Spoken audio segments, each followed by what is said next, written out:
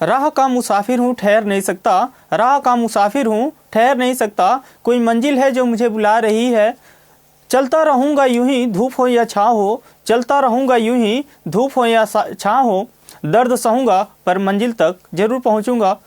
जय हिंद, मैं हूं कुमार सत्यासर, स्वागत करता हूं आपका अपने यूट्यूब चैनल द एकेडमी 2.0 पर। आज हम लोग एक नए चैप्टर की शुरुआत करेंगे जिसका नाम है नंबर सिस्टम या संख्या पद्धति के नाम से जानते हैं। ये जो चैप्टर है ये सभी एग्जाम की दृष्टि से अति महत्वपूर्ण होने वाला है और देखें कि ये ऐसा चैप्टर है जहां से हर एक एग्जाम में आपको प्रश्न देखने को मिलता है। और ये जो चैप्टर है इसमें जो पॉइंट हम पढ़ेंगे वो बिल्कुल शून्य से पढ़ेंगे और शिखर की तरफ चलेंगे। और इसकी शुरुआत हम करेंगे अंक से। कहाँ से इसकी शुरुआत होगी? तो अंक से कि अंक क्या होते हैं, जिसे क्या कहा जाता है, तो जिसे डिजिट के नाम से जानते हैं। अब देखें कि ये अंक क्या होते हैं या डिजिट क्या होते हैं। यदि आपको पता हो तो आप एक बार कमेंट करके जरूर बताएं। देखें, अगर मान लें कि आपके पास बहुत सारी कलमें हैं, बहुत सारी क्या हैं, कलम है, और आप क्या कर रहे हैं, उनको काउंट कर रहे हैं। आप क्या कर रहे हैं, उनको काउंट कर रहे हैं। और आप जब काउंट किए तो पता चला कि आपके पास 20 कलम है। आपके पास कितने कलम हैं?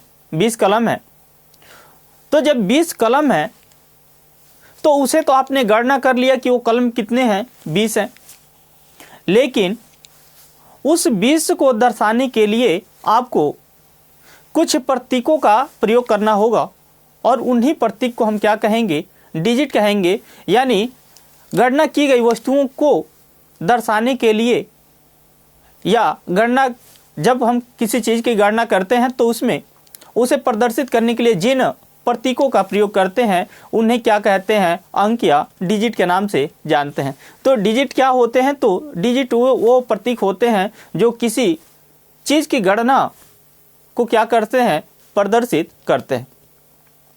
जैसे अगर डिजिट की बात करें तो डिजिट क्या होते हैं? तो डिजिट एक 0 होता है, 1 होता है, 2 होता है, 3 होता है, 4 होता है, 5, 6, 7, 8, 9।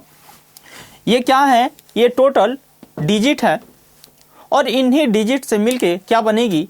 संख्या बनेगी। अब बात आती है कि संख्या क्या होता है। फिर संख्या है ना,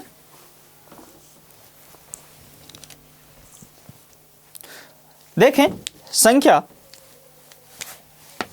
यानी नंबर।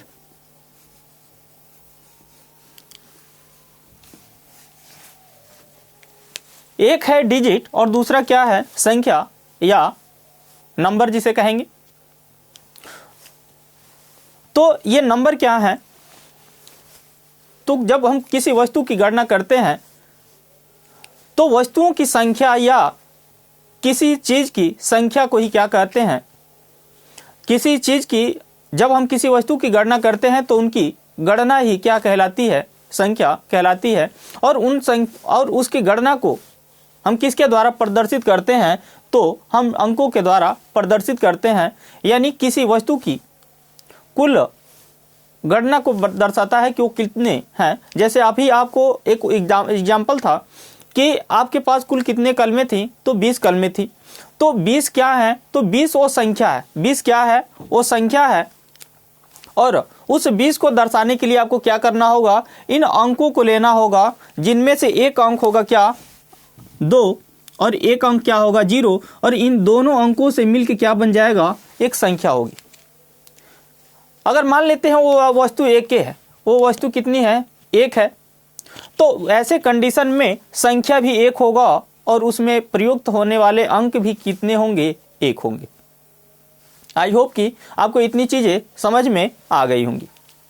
आगे बढ़े, यहां से किस तरह के प्रश्न बनेंगे? तो यहीं से एक प्रश्न बनता है जातीय मान का। कौन सा प्रश्न बनता है? तो जातीय मान, जिसे अंकीय मान के नाम से भी जानते हैं। इसे ही किस नाम से जानते हैं? तो इसे ही अंकीय मान के नाम से जानते हैं, जिसे इंग्लिश में फेस वैल्यू या डिजिट वैल्यू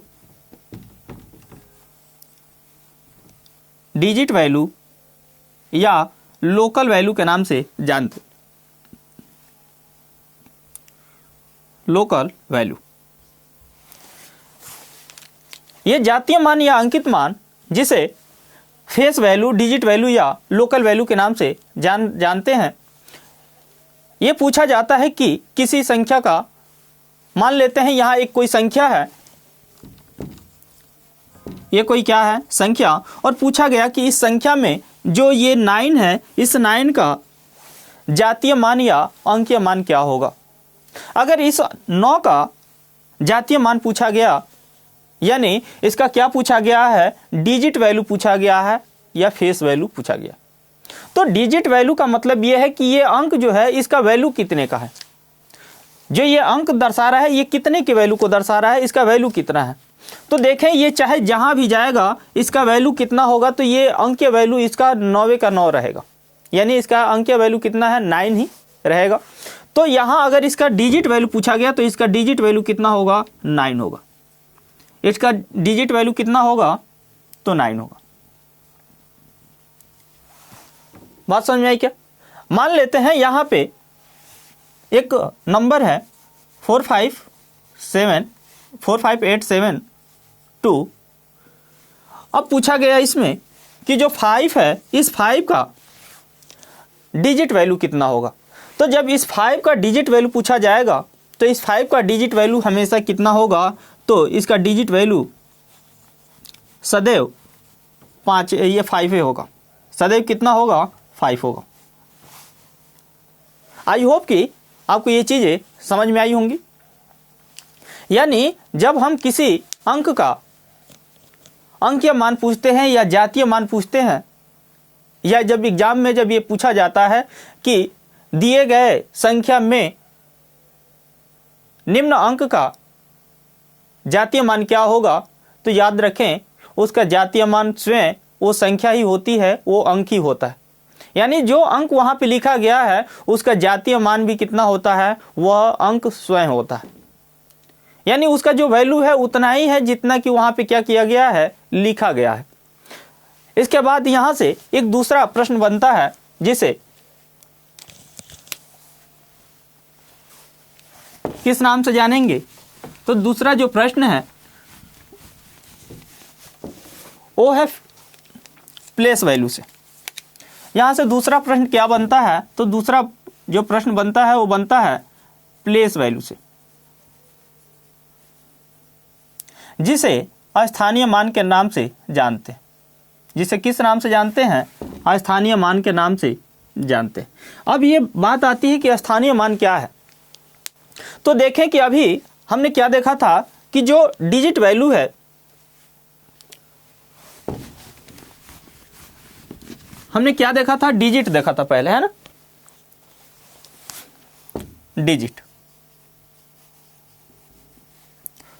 और डिजिट क्या थे? तो 0, 1, 2, 3, 4, 5, 6, 7, 8, 9 थे। अब देखें कि जब ये डिजिट है तो ये पूछ रहा है कि इनमें से अगर हम कोई संख्या बनाते हैं तो उसमें उसका प्लेस वैल्यू क्या होगा। जैसे यहाँ पे हम एक नंबर लिखते हैं 73245। अब पूछा जाए कि इसमें जो ये 3 है, इस 3 का प्लेस वैल्यू क्या होगा, या इस पूरे का प्लेस वैल्यू क्या होगा। तो देखें अगर ये डिजिट वैल्यू है तो डिजिट वैल्यू में जितना डिजिट है उसका उतना ही वैल्यू है। यानी जो डिजिट है उसका वैल्यू वो उतना ही है, अर्थात वो स्वयं उतना ही वैल्यू रखता है। लेकिन अगर उसके उसके प्लेस वैल्यू की बात करें, किसकी बात करें? प्लेस वैल्यू की। तो प्लेस वैल्यू का मतलब है स्थानीय मान, और स्थानीय मान का मतलब क्या है कि वो किस स्थान पर है और जहां पे जाएगा, जिस स्थान पर जाएगा उसका वैल्यू क्या होगा? उतना ही होगा। यानी उसका वैल्यू क्या होगा? बदलता रहेगा। जैसे आप एक छोटा सा एग्जाम्पल समझ सकते हैं, जैसे आप बचपन में जब आप घर से नानी के यहाँ जाते होंगे तो आप देखेंगे, आप ये पाते होंगे कि वहाँ पे जाने के बाद आपको बहुत आदर स्वभाव होता था, बहुत प्रेम दुलार होता था। लेकिन वही घर पे आने के बाद बिल्कुल डिफरेंट सिचुएशन हो जाती थी। इसका मतलब कि आप तो स्वयं वही थे, लेकिन जैसे ही आपका जगह बदला तो आपका जो लेवल था, यानी जो मान सम्मान था, उसमें क्या आया? परिवर्तन आया। वैसे ही अगर आप अभी की देखें कि मान लें कि आप अब बेरोजगार हैं, अब मानना क्या है? हाँ ये है। और जब हैं तो अभी कोई वैल्यू नहीं है, अभी क्या है? कोई वैल्यू नहीं है, कोई पूछने वाला नहीं है। लेकिन मान लें कि जैसे ही ये एनटीपीसी का एग्ज़ाम होगा, आप क्लियर कर लेते हैं, ग्रुप डी का एग्ज़ाम है, और उसे आप क्या कर लेते हैं? क्लियर कर लेते हैं, और आपकी ज्वाइनिंग हो जाती है, तब आपकी वैल्यू बढ़ जाएगी। जो लोग आपसे दूरी बनाकर रखते थे, जो आपकी बुराई कर रहे होंगे, वो भी आपकी क्या करेंगे? तारीफ करेंगे। तो देखें कि आप तो स्वयं वही थे, लेकिन आपकी वैल्यू क्या हो गई? बदल गई। और वैल्यू बदली क्यों? क्योंकि आपने अपना जगह बदल दिया, और जैसे ही आपने अपना जगह बदला तो आपकी वैल्यू भी क्या हो गई? बदल गई। सेम वही कंडीशन इस नंबर के साथ भी है। देखें कि ये जो 3 है, मान लेते हैं एक 3 यहां भी लिख लेते हैं, ठीक है?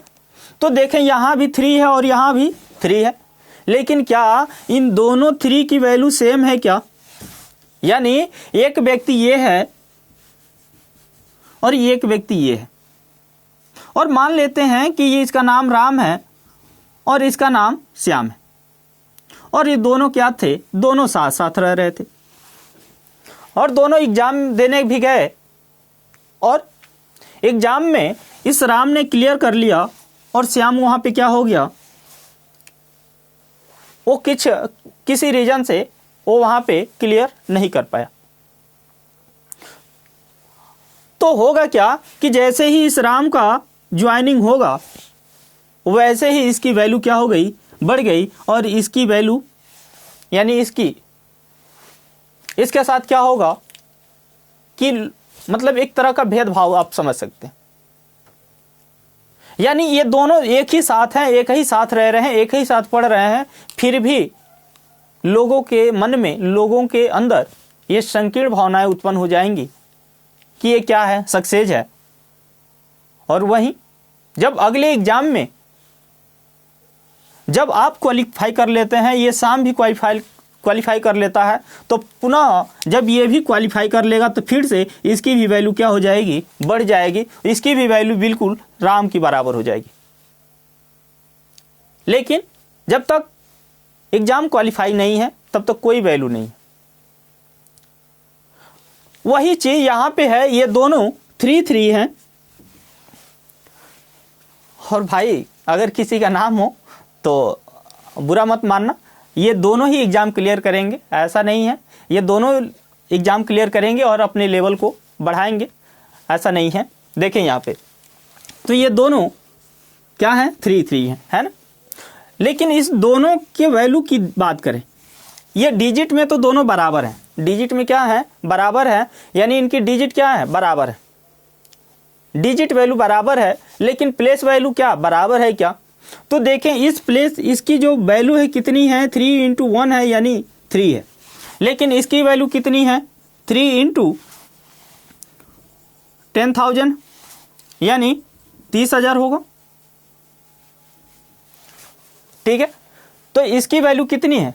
30,000 की है, और इसकी वैल्यू कितनी है? मात्र 3 की।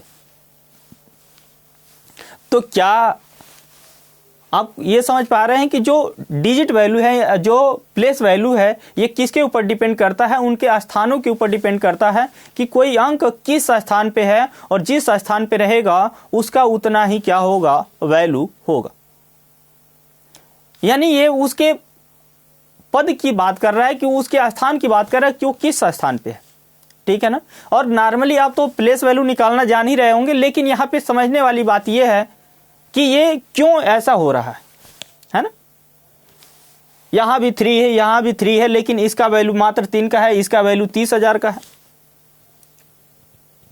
तो ऐसा इसलिए है क्योंकि इसका जो स्थान है और इसका जो स्थान है, इन दोनों के स्थानों में क्या है, डिफरेंस है।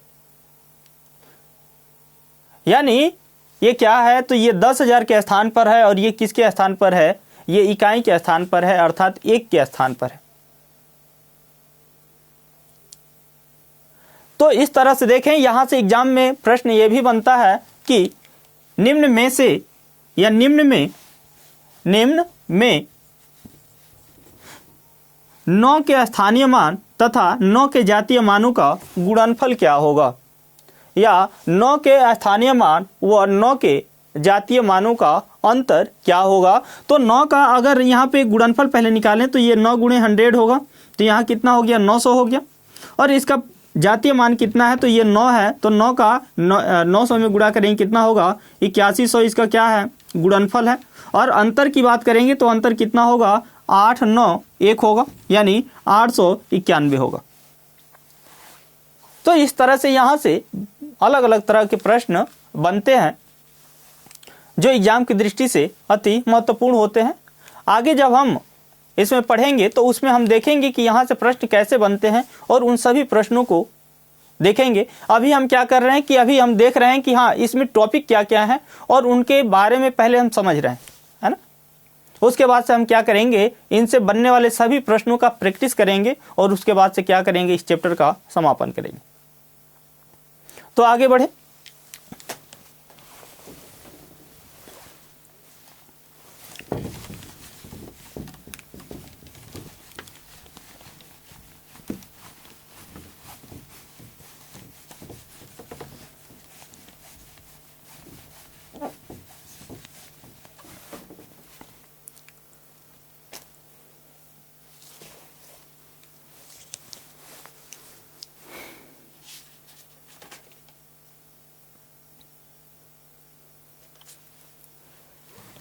अब देखते हैं प्राकृतिक संख्या। क्या देखेंगे, प्राकृतिक संख्या, जिसे नेचुरल नंबर के नाम से जानते हैं। जिसे किस नाम से जानते हैं, तो जिसे नेचुरल नंबर के नाम से जानेंगे, यानी नेचुरल नंबर। यानी नेचुरल नंबर क्या है, प्राकृतिक संख्या क्या है। तो देखें, आप जब बचपन में ही जब पढ़ रहे होंगे तब से ही आपको 1 2 याद कराया गया होगा। और हम लोग तो हिंदी मीडियम वाले हैं, हम लोग को तो गिनती सिखाई जाती है 1 2 करके, है ना। तो जो आप गिनती करते हैं 1 2 3 करके, या 1 2 गिनती जो करते हैं, काउंटिंग करते हैं, वो काउंटिंग ही क्या है, तो नेचुरल नंबर है। वो काउंटिंग ही क्या है, नेचुरल नंबर। लेकिन इसकी विशेषता क्या है, तो इसकी विशेषता ये है कि इसकी जो शुरुआत है वो 1 से होती है। इसकी शुरुआत किससे होती है, 1 से होती है। और ये कहाँ तक जाएगा, तो ये अनंत तक जाएगा। और कैसे होगा, तो ये लगातार होगा। कैसा होगा, लगातार। यानी लगातार गिनती की संख्या को ही क्या कहते हैं, तो नेचुरल नंबर के नाम से जानते हैं, या नेचुरल नंबर कहते हैं। आगे देखें, तो क्या अगर पूछा जाए कि क्या शून्य प्राकृतिक संख्या है, क्या शून्य प्राकृतिक संख्या है, तो आपका जवाब क्या होगा। पूछा जाए कि क्या शून्य प्राकृतिक संख्या है, तो आप क्या रिप्लाई करेंगे, आप कमेंट करके जरूर बताएं। तो देखें कि जब शून्य को पूछा जाए कि क्या शून्य एक प्राकृतिक संख्या है, तो आपको याद रखना है कि शून्य एक प्राकृतिक संख्या नहीं है। शून्य प्राकृतिक संख्या नहीं है। अगर शून्य प्राकृतिक संख्या रही होती तो ये जो गिनती की शुरुआत है ये 0 से हो रही होती।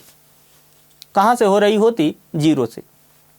और 0 से हम गिनती शुरू करते कि 0 1 2 3 4 5 करके, या 0 1 2 3 4 5 ऐसे क्या करते, काउंटिंग करते।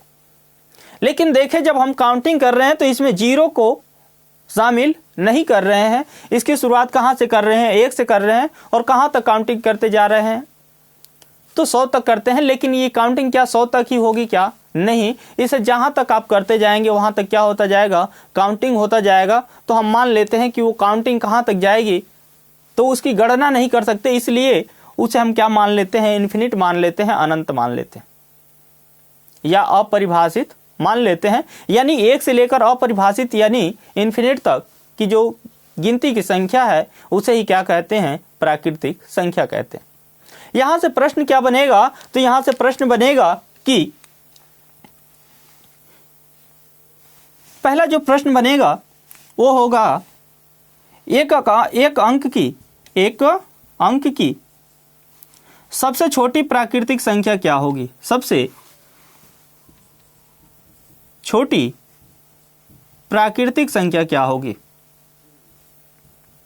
तो आप जान रहे हैं कि एक अंक की अगर सबसे छोटी की संख्या की बात किया है तो आप जान रहे हैं कि एक अंक की जो सबसे छोटी संख्या वो क्या होगी। तो देखें यहाँ पे जो गिनतियाँ कैसे होगी, तो 1 2 3 4 5 6 7 8 9 10 11 12 डॉट डॉट 98 99 100 100। अब देखें यहां देखें कि सबसे पहले कौन आ रहा है, तो 1 आ रहा है।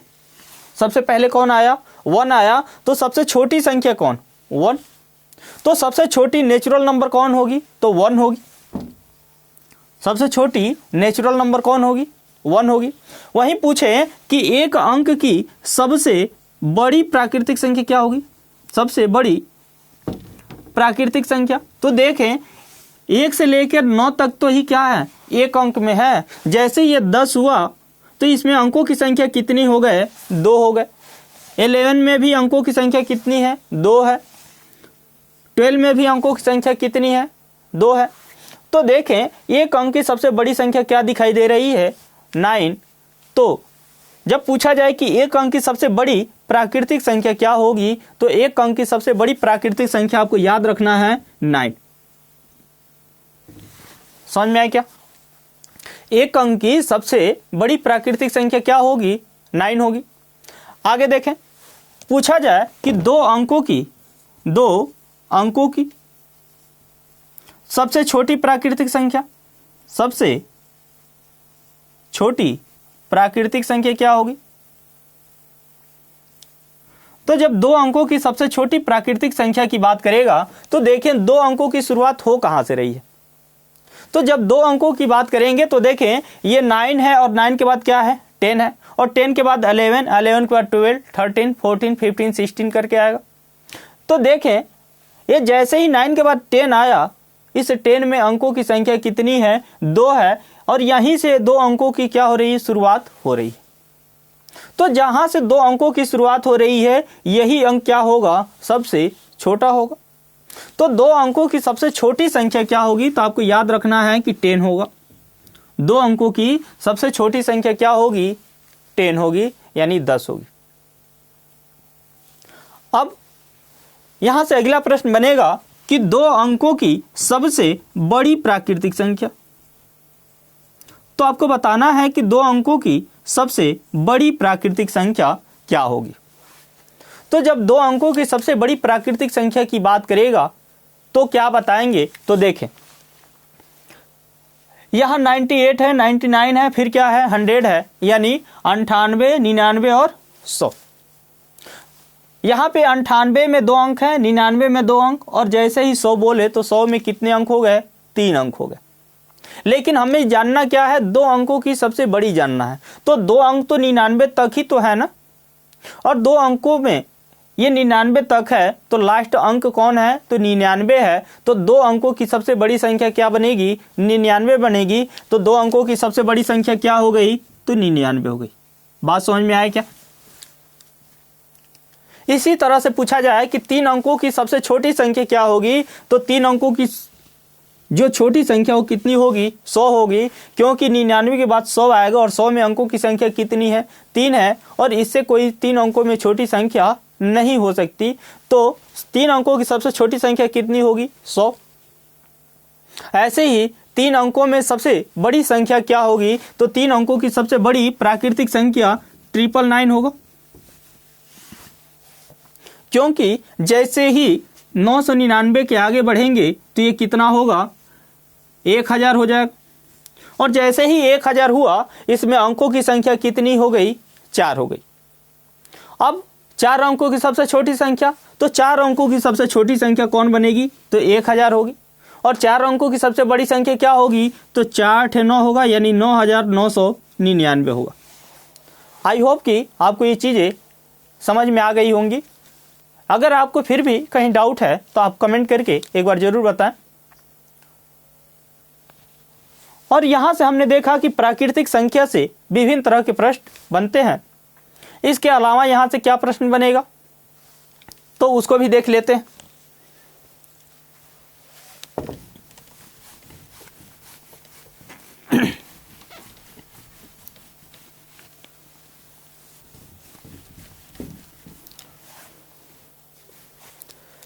यहां से पूछा जाएगा कि n प्राकृतिक संख्याओं का योग क्या होगा। n प्राकृतिक, या यहां पे लगातार जोड़ लेंगे, लगातार n प्राकृतिक संख्याओं का योग क्या होगा। प्राकृतिक संख्याओं का योग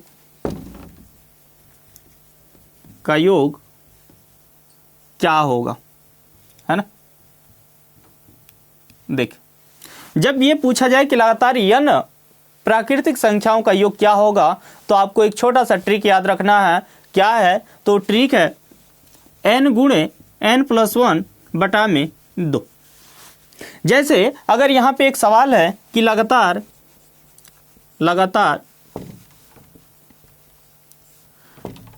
12 प्राकृतिक संख्याओं का योग क्या होगा। लगातार 12 प्राकृतिक संख्याओं का योग क्या होगा,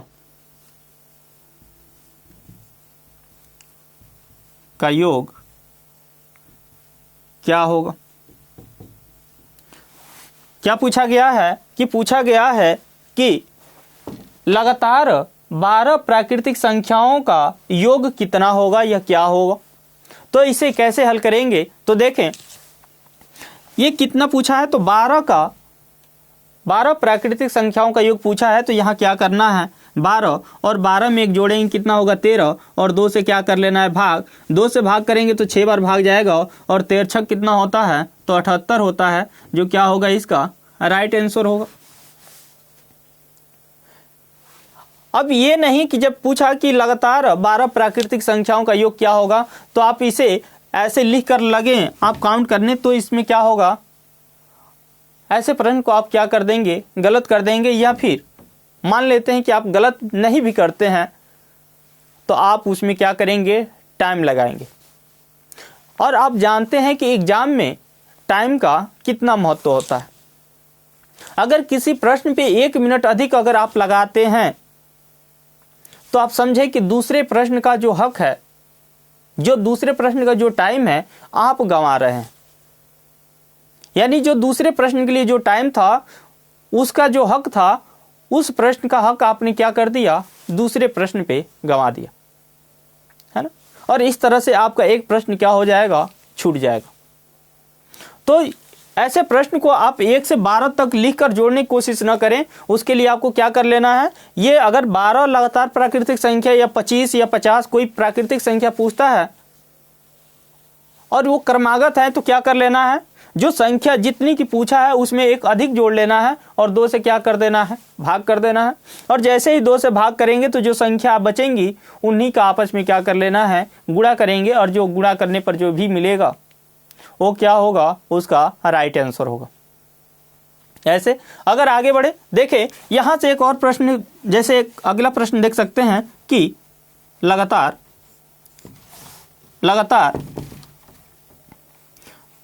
25 प्राकृतिक संख्याओं का योग क्या होगा। लगातार 25 प्राकृतिक संख्याओं का योग क्या होगा।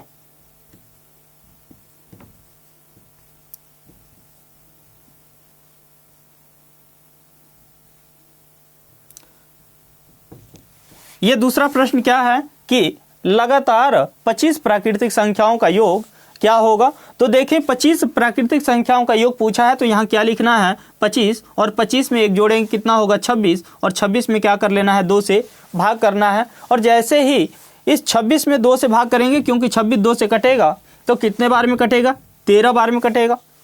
अब क्या कर लेना है 13 का 25 में गुणा करना है, और गुणा करेंगे तो कितना आएगा 25 तिया 75 होगा, और 25 से कम 25 7 कितना होगा 32 होगा, यानी 325 इसका क्या बन जाएगा राइट आंसर हो जाएगा।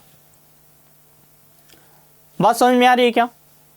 यानी जब भी आपको ऐसे प्रश्न मिले आप उन्हें क्या करेंगे इस तरह से आसानी से हल कर लेंगे।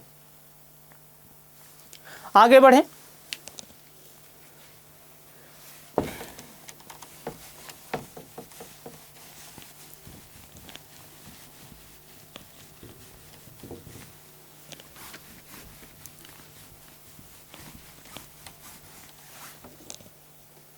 अब देखते हैं पूर्ण संख्या। पूर्ण संख्या जिसे होल नंबर के नाम से जानते हैं, जिसे क्या कहा जाता है तो होल नंबर कहा जाता है। यानी पूर्ण संख्या अर्थात कहें संपूर्ण संख्या। तो ये पूर्ण संख्या क्या है, तो देखें जो प्राकृतिक संख्या है, इस प्राकृतिक संख्या से पहले हम क्या कर लें शून्य को शामिल करें, यानी शून्य, और शून्य के बाद क्या कर लें प्राकृतिक संख्या को जोड़ लें। प्राकृतिक संख्या को क्या कर दें जोड़ दें या लगा दें, तो जो भी संख्या मिलेंगी वो सभी संख्या क्या कहलाएंगी पूर्ण संख्या कहलाएंगी। बात समझ में आ रही है क्या। यानी यहाँ पे प्राकृतिक संख्या की शुरुआत कहाँ से हो रही थी 1 से, तो 1 2 3 4 करके होंगे, ये कहाँ तक जाएंगे अनंत तक। तो इस प्राकृतिक संख्या से पहले किसको लगा देना है शून्य को, यानी शून्य को क्या कर लेना है इसमें शामिल कर लेना है। और जैसे ही प्राकृतिक संख्या से पहले शून्य को शामिल करेंगे तो ये संख्या क्या बन जाएगी, तो ये संख्या पूर्ण संख्या बन जाएगी। यहां से प्रश्न बनेगा कि सबसे छोटी पूर्ण संख्या क्या है। सबसे छोटी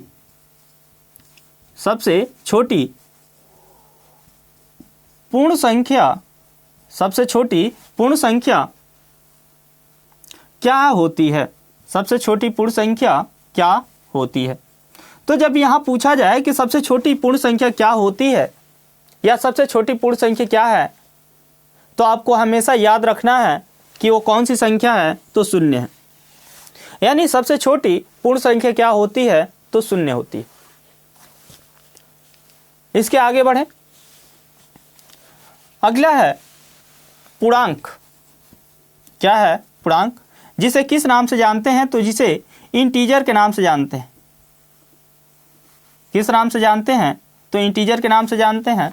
यानी पूर्णांक जिसे क्या कहा जाता है इंटीजर कहा जाता है।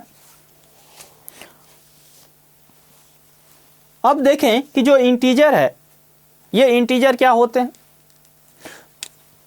तो देखें कि जो काउंटिंग है हमने प्राकृतिक संख्या में देखा कि 1 से शुरू हो रहा था, पूर्ण संख्या में देखा कि प्राकृतिक संख्या से पहले कौन शामिल हो गया, तो 0 शामिल हो गया। और 0 से पहले अगर हम क्या कर दें ऋणात्मक संख्याओं को भी शामिल कर लें तो क्या कहलाएगा, वही इंटीजर कहलाएगा। क्या कहलाएगी संख्या, वो इंटीजर कहलाएगी। यानी कह सकते हैं कि जब ऋणात्मक शून्य या ऋणात्मक संख्या शून्य और धनात्मक संख्याओं को शामिल करके जो संख्या प्राप्त होती है तो वो क्या कहलाती हैं इंटीजर या पूर्णांक कहलाते हैं। जैसे हम मान लें कि यहाँ पे -4 है, -3 है, -2 है, -1 है, 0 है, 1 है, 2 है, 3 है, 4 है, 5। तो जो ये संख्या बन रही है ये संख्या क्या कहलाएगी, ये संख्या ही क्या कहलाएगी इंटीजर कहलाएगी। और पूछा जाए कि सबसे छोटी इंटीजर क्या होगी, सबसे छोटी पूर्णांक क्या होगी, तो देखिए ये जब जो प्राकृतिक जो ऋणात्मक संख्या है ये कहाँ से आएगी ये इसका कोई पता नहीं है। अर्थात हम मान लेते हैं कि इधर अनंत से होकर आएगी, यानी वो सबसे छोटी पूर्णांक क्या बन जाएगी, तो इन्फिनिट हो जाएगी। ऐसे यहाँ से प्रश्न बनेगा नहीं, लेकिन फिर भी अगर पूछा जाता है तो क्या होगा, इन्फिनिट होगा, क्योंकि ये ऋणात्मक संख्या कहाँ से आ रही है इसका कोई पता नहीं है।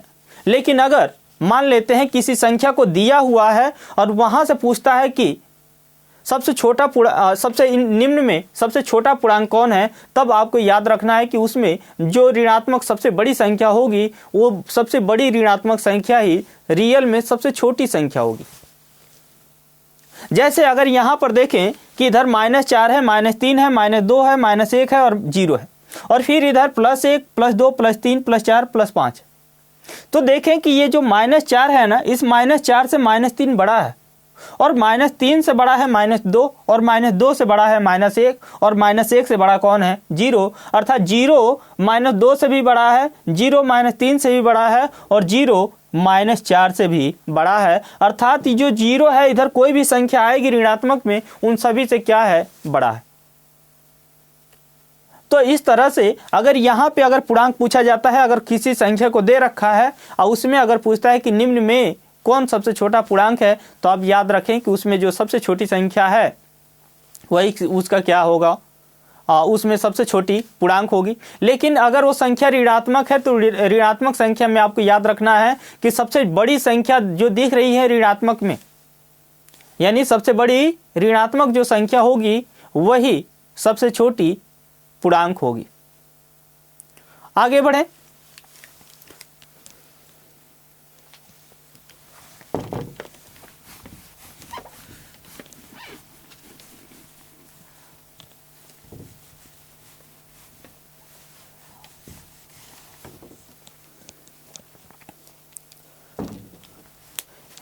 एक काम करते हैं कि अब जो टॉपिक्स हैं, यानी जैसे अब विषम संख्या है, सम संख्या है, अभाज्य संख्या, भाज्य संख्या, स्वभाज्य संख्या, और इनके अलावा जो विभाज्यता के जो नियम वगैरह पढ़ने हैं उनको हम अगले क्लास में पढ़ेंगे। और अभी क्या करते हैं, कुछ प्रश्नों को हल कर लेते हैं जो एक्सरसाइज की दृष्टि से क्या होगा, अति महत्वपूर्ण होगा। और ये वो प्रश्न होंगे जो किसी न किसी एग्जाम में आए हुए हैं, और आप देखेंगे कि कितने आसान प्रश्न हैं, लेकिन वो प्रश्न जो है कितने कैलकुलेटिव भी है ना।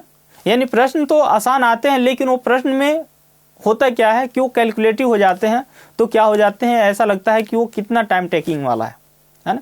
तो थोड़ा देख लेते हैं ऐसे प्रश्नों को भी कि किस तरह के प्रश्न पूछे जाते हैं।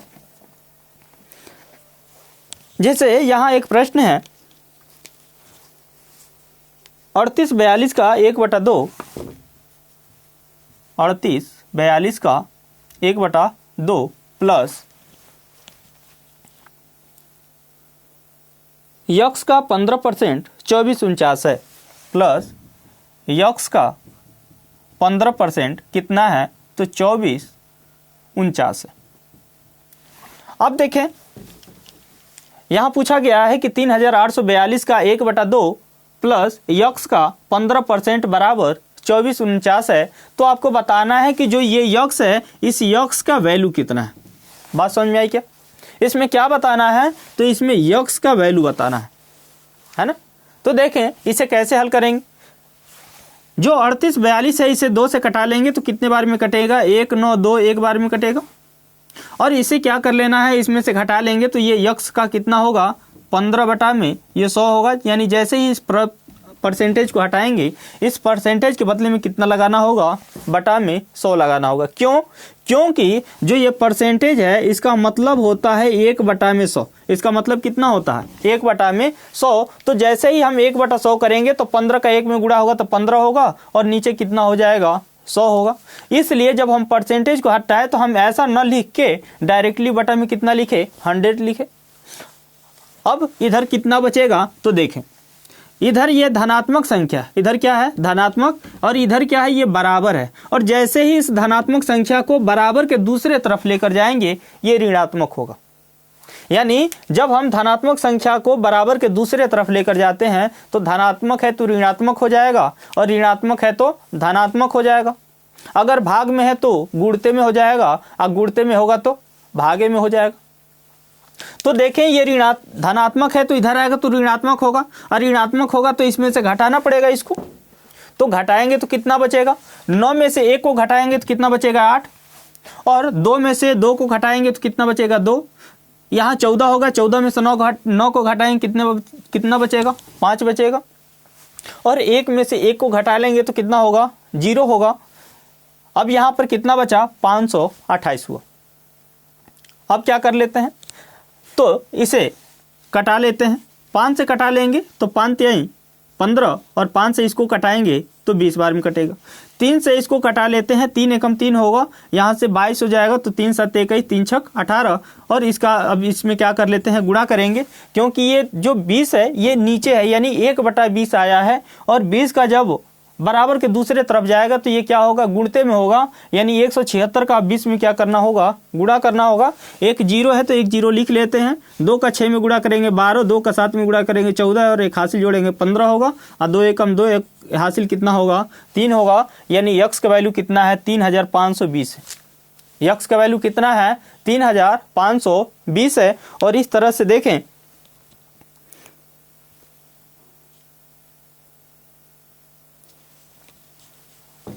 इसका क्या मिल जाता है, आंसर मिल जाता है। अगले प्रश्न को देखें,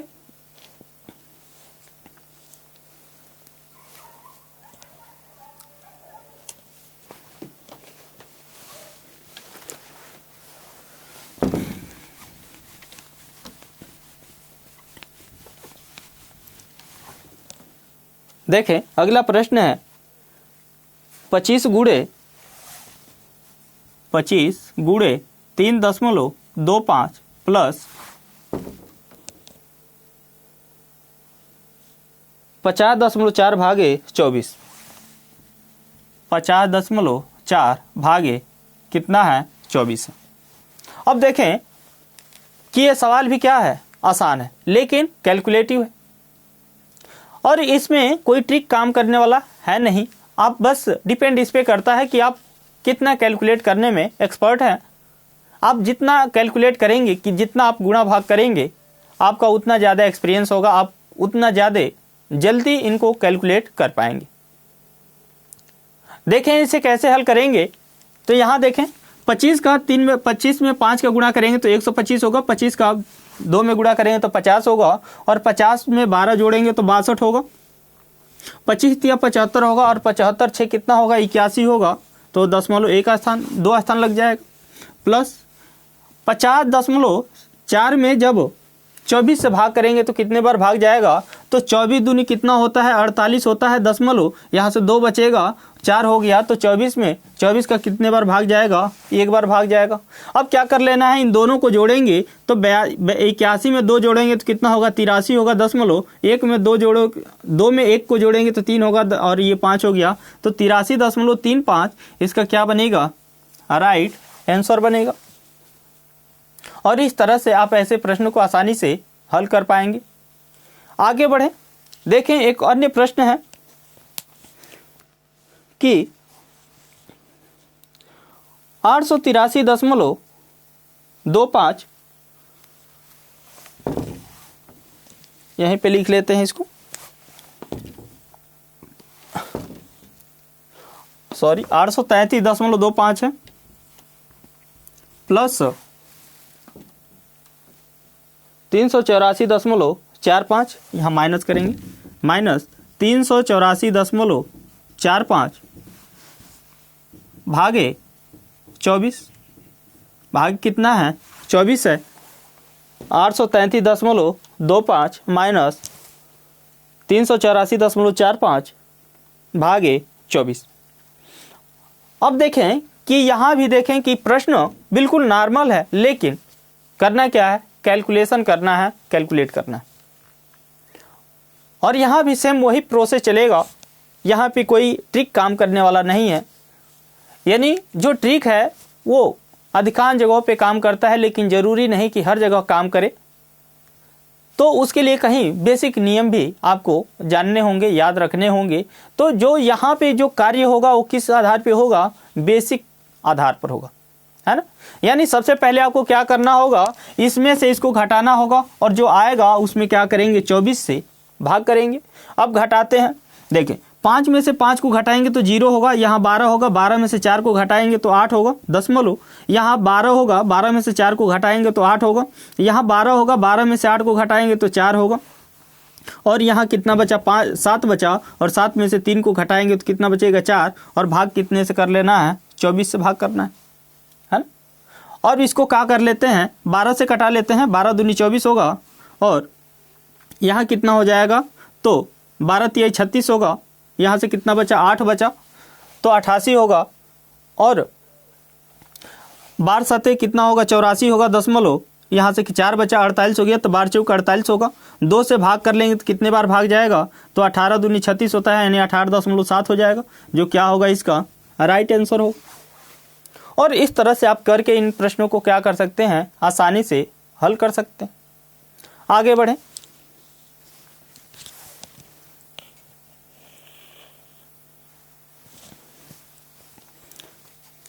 देखें अगला प्रश्न क्या है।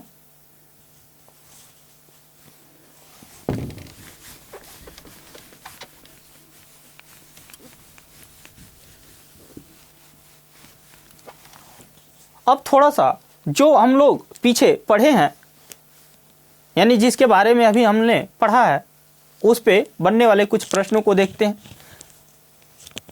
आपको बताना है कि निम्न में से गोले किए गए या गोला किया गया, गोले किए गए अंकों का जातीय मान क्या होगा, अंकों का जातीय मान क्या होगा।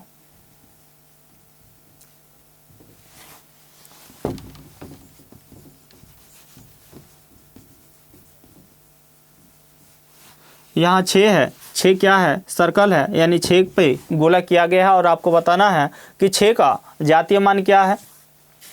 अगला 4 7 8 2 4 9 में 8 पे सर्कल है, आपको बताना है कि 8 का जातीय मान क्या होगा।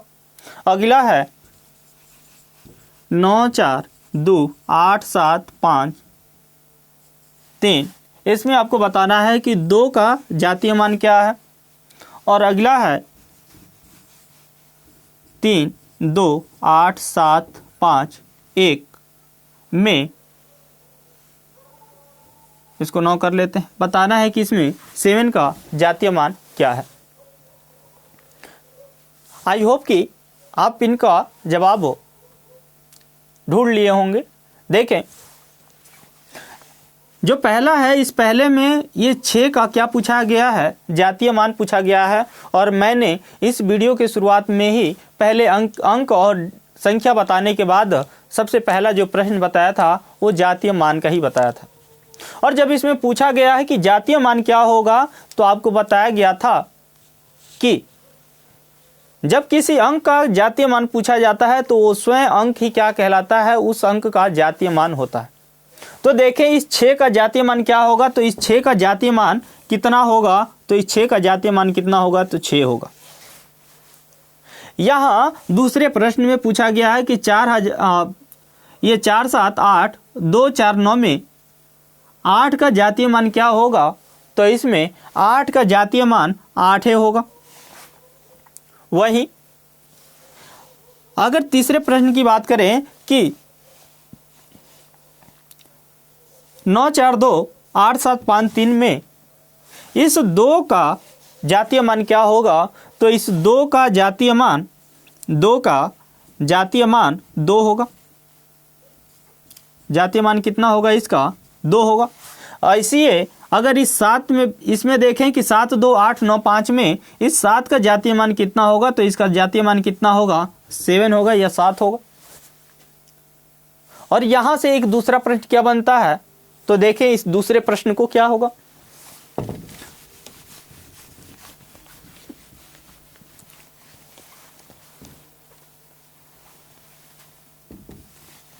पूछा जाएगा निम्न में गोले किए गए अंकों के जातीय मानों का अंतर क्या होगा? जातीय मानों का अंतर क्या होगा? यानी यहां से जातीय मानों का अंतर पूछा जाएगा। अंतर पूछा जा सकता है, योगफल पूछा जा सकता है, उनका गुणनफल पूछा जा सकता है, उनका भागफल भी क्या किया जा सकता है, पूछा जा सकता है। ये पूछने वाले के ऊपर डिपेंड करेगा कि प्रश्न कैसा बनाता है। लेकिन अधिकतर अगर प्रश्नों को देखें जो एग्जाम में पूछे जाते हैं वो मैक्सिमम यहीं से होते हैं कि निम्न में दिए गए संख्याओं के अंक जातीय मानों का योगफल क्या होगा या उनका अंतर क्या होगा। लेकिन इनकी भी जो अगर बारंबारता की बात करें वो नॉर्मल है, बहुत कम है ना। इस यहां से जो प्रश्न बनता है वो ज्यादातर प्लेस वैल्यू और डिजिट वैल्यू दोनों को कंबाइन करके एक साथ करके पूछा जाता है। लेकिन केवल और केवल जातीय मान पे आधारित प्रश्नों की संख्या थोड़ी कम बनती है, क्योंकि ये प्रश्न बहुत आसान होते हैं, बहुत आसान है ना। केवल आपको समझ होनी चाहिए कि हाँ आप उस चीज़ को समझ रहे हैं या नहीं समझ रहे हैं। जैसे यहाँ देखें कि पूछा गया है कि निम्न में गोले किए गए अंकों के जातीय मानों का अंतर क्या होगा। तो यहाँ जैसे देखें 2, 4, 5, 3, 2, 7, 9, इसमें ये 4 है और 7 है, 4 है और 7 है। और पूछा गया है कि इस 4 और 7 के जातीय मानों का अंतर कितना होगा। तो देखें 7 का जातीय मान कितना होगा, 7 होगा, और 4 का जातीय मान कितना होगा, 4 होगा, और इनका अंतर पूछा है। अंतर पूछा मतलब घटाना करना है, यानी सब्ट्रैक्शन करना है। और जब सब्ट्रैक्ट करेंगे तो कितना होगा, यहाँ से 3 बचेगा, और यही इसका क्या बनेगा, राइट आंसर होगा। यही क्या होगा, राइट आंसर होगा। तो यहां से इस तरह करके क्या होते हैं, यहां से इस तरह के प्रश्न भी बनते हैं। अगला प्रश्न थोड़ा देखें।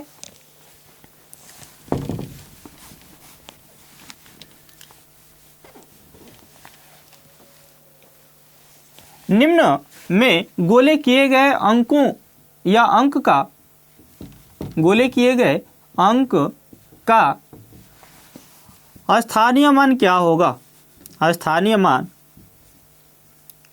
क्या होगा। आप एक बात याद रखें कि ये एग्जाम में अक्सर यहाँ पे गोला न दे के वो खुद अंक देगा कि दिए गए संख्या में 9 का स्थानीय मान क्या होगा, 9 का जातीय मान क्या होगा, 9 का जातीय मान और स्थानीय मानों का अंतर कितना होगा। इस तरह के प्रश्न किया जाएगा। लेकिन वो समझ विकसित करने के लिए, वो समझ उत्पन्न करने के लिए आप ये समझ सकते हैं कि वहां पे यहां से प्रश्न कैसे कैसे बन सकते हैं। अब देखें कि ये पूछा गया है कि निम्न में गोले किए गए अंकों का क्या होगा, स्थानीय मान कितना होगा। जैसे यहां देखें 7452315 है, और पूछा गया कि इस 4 का स्थानीय मान कितना होगा। तो कुछ नहीं करना, ये 4 लिख लेना है और इसके पीछे अंकों को देखना है कि 1, 2, 3, 4, 5 अंक कितने हैं। तो इसके पीछे अंक कितने हैं, 5 हैं। जो 4 है, इस 4 के पीछे अंकों की संख्या कितनी है, 5 है। तो यहाँ कितने जीरो लगा लेने हैं, 5 जीरो लगा लेने हैं, और यही इसका क्या बनेगा, राइट आंसर होगा। यानी जब आप इसका स्थानीय मान निकालेंगे तो यही इसका क्या होगा, राइट आंसर होगा। यानी 4 के पीछे कितने अंक हैं, तो 5 अंक है, तो 5 जीरो लगा लें।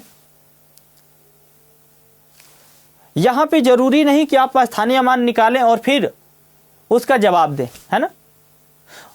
उसके लिए कॉमन सेंस का यूज कर सकते हैं। और कैसे, देखें कि जब आप स्थानीय मान निकालेंगे तो जैसे ये पहले स्थान पे है तो आप इसको क्या लिखते हैं, इसको आप लिखेंगे 5 गुणित 1। 5 गुणित 1 का मतलब क्या कि ये पहले स्थान पर है, ये दहाई माने 10 के स्थान पर है, और ये किसके स्थान पर, सैकड़े के स्थान पर, मतलब यहाँ पे 100 आएगा। ये 1000 के स्थान पर है, मतलब इसकी यहाँ पे 1000 आएगा। और यहाँ पर किसके आधार पर है, ये किस स्थान पे है, तो 10,000 के स्थान पर है, तो यहाँ पर कितना आएगा, 10,000। और यहाँ पर ये किस स्थान पे है, लाख के स्थान पर है, तो यहाँ पर कितने होंगे, लाख, यानी 1 लाख की बात होगी। तो इस तरह से देखें, इसके पीछे इतना हमको करना क्यों, या इतना हम क्यों करेंगे। तो इतना करने से अच्छा है कि हमको केवल ये ध्यान होना चाहिए कि जो ये अंक है इस अंक को लिख लेना है और देखना है कि इसके पीछे अंकों की संख्या कितनी है। तो यहाँ पे 1, ये 2, 3, 4, 5 अंकों की संख्या 5 है, तो यहाँ इसके पीछे 5 जीरो लगा लेने हैं और आपका क्या हो जाएगा, आंसर मिल जाएगा। आई होप कि आपको ये चीज़ें समझ में आ गई होंगी। आज इस क्लास को यहीं तक रखेंगे। आप कमेंट करके बताएं कि आपको क्लास कैसा लगा, और यदि आपको ये क्लास पसंद आता है तो चैनल को लाइक, शेयर और सब्सक्राइब करना ना भूलें, और आप बेल आइकन को भी प्रेस कर लें ताकि जो भी क्लास चल रही हैं इसका नोटिफिकेशन आपको सबसे पहले मिलते रहें और आप हमारे क्लास से कंटिन्यू जुड़े रहें। Thank you.